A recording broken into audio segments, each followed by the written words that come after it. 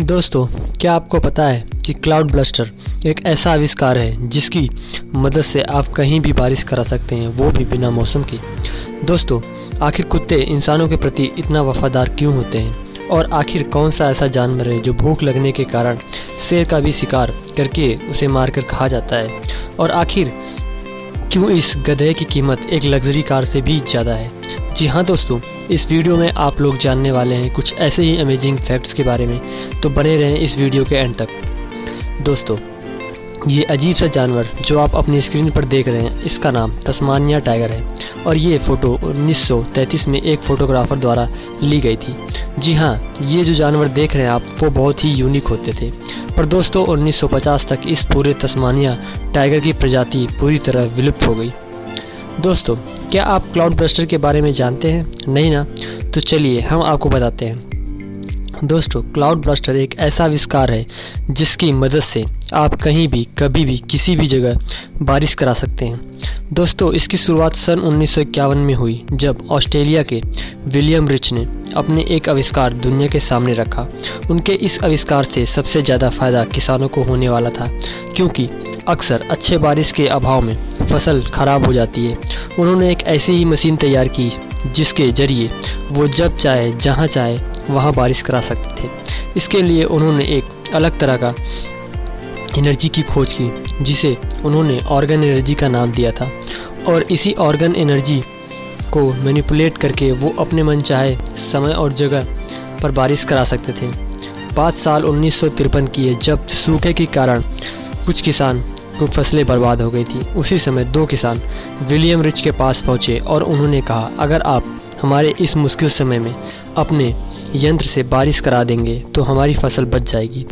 William rich ने सन 1953 को पहली बार इस यंत्र का उपयोग किया। उन्होंने सुबह इस यंत्र को चालू किया और शाम तक बारिश शुरू हो गई। यह विज्ञान जगत का एक ऐसा बेहतरीन आविष्कार था, लेकिन इसके आविष्कार को इनाम मिलने की बजाय सज़ा मिली। दरअसल सरकार उनके इस आविष्कार को गैर कानूनी घोषित कर दिया। उनको इस प्रयोग पर हमेशा के लिए रोक लगा दिया गया। साथ ही उनको जेल के भीतर भी बंद कर दिया गया। उसके बाद उनके इस यंत्र को नष्ट कर दिया गया। अमेरिका के रेचुली शहर में आज भी इस यंत्र के अवशेष देखे जाते हैं। Flexible glass. दोस्तों, शायद आप यकीन न करें, लेकिन आज से 2000 साल पहले रोमन एम्पायर में एक ऐसे कांच का आविष्कार किया गया था जो कि इतना लचीला था कि वो अगर कोई उसके बर्तन को तोड़ मरोड़ दे तो भी वो टूटकर चकनाचूर होने की बजाय अपनी जगह से मुड़ जाता था, जिसके बाद हाथों से ठोक कर ठीक किया जाता था। परंतु जो आज हम कांच देख रहे हैं वो बहुत ही खूबसूरत होते हैं, लेकिन उतने ही नाजुक भी होते हैं। जरा सी चोट से टूटकर चकनाचूर हो जाते हैं। डेथ रे। दोस्तों, विज्ञान के दौर में निकोला टेस्ला के बारे में सभी जानते हैं, जिन्होंने अपनी जीवन काल में बहुत से ऐसे आविष्कार किए जिन्होंने हम अपने जीवन में इस्तेमाल कर रहे हैं। वह दुनिया के महानतम वैज्ञानिकों में से एक थे। निकोला टेस्ला ने बहुत बड़े बड़े आविष्कार किए। उनके कुछ आविष्कार ऐसे भी थे जो दुनिया के सामने नहीं आए, और उनके साथ ही उस आविष्कार की सारी सच्चाई भी चली गई। उन्होंने एक ऐसा यंत्र बनाया जो कि इलेक्ट्रोमैग्नेटिक बीम क्रिएट करता था, और इस हथियार की मदद से आसमान में उड़ रहे विमानों को आसानी से गिराया जा सकता था।